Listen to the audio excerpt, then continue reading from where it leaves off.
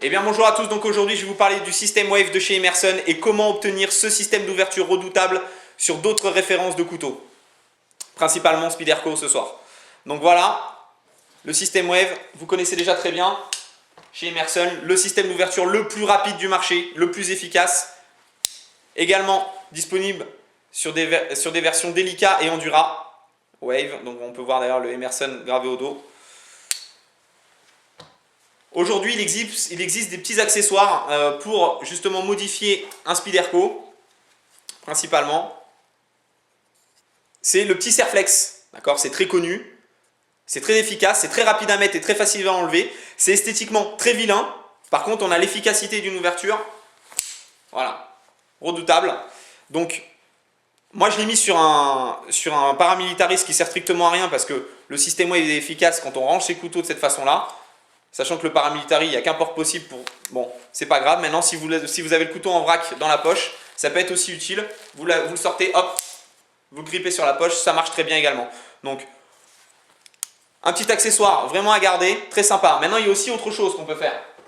Il est possible, pour certains, ceux qui veulent obtenir la qualité Wave avec, je dirais, la qualité Spyderco sur certaines références de couteaux, on peut lier les deux. Et si ça ne vous gêne pas de modifier un peu l'esthétique d'une lame, on a ça. Voilà. Là, je vous le présente, c'est sur le Tenacious. Je l'ai fait également sur un Delica. C'est pas la première fois que je fais cette modification-là. Et donc là, en retravaillant le dessus de la lame et en rentrant un peu dans le système d'ouverture, on obtient le système Wave et on garde la qualité de lame de chez Spyderco. Bon, là, je vous le montre sur le Tenacious. Le Tenacious, c'est vraiment pas mon favori. Je suis vraiment pas fan de ce produit-là. Maintenant, c'est le tout premier que j'avais modifié. Et donc, je vous montre comme ça.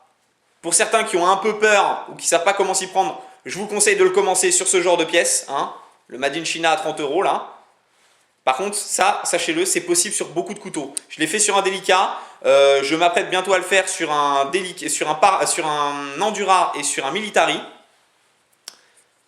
Donc, très rapide. Hop, dans la poche. L'avantage en plus, c'est que il n'y a pas besoin de modifier ou quoi que ce soit, ça reste. Et en plus, excellent système de décapsuleur. C'est un petit clin d'œil pour certains. Donc ça peut se faire, ce système-là, sur le Military. À partir du moment où vous avez cette courbe-là, plus facile à travailler. Sur le Endura. Sur un autre Endura. Voilà, de cette référence-là.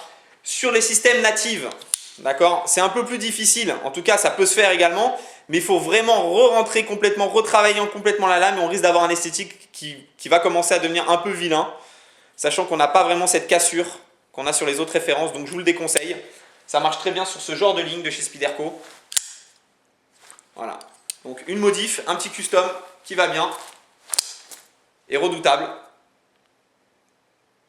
Modifier un outil en gardant les qualités premières du couteau.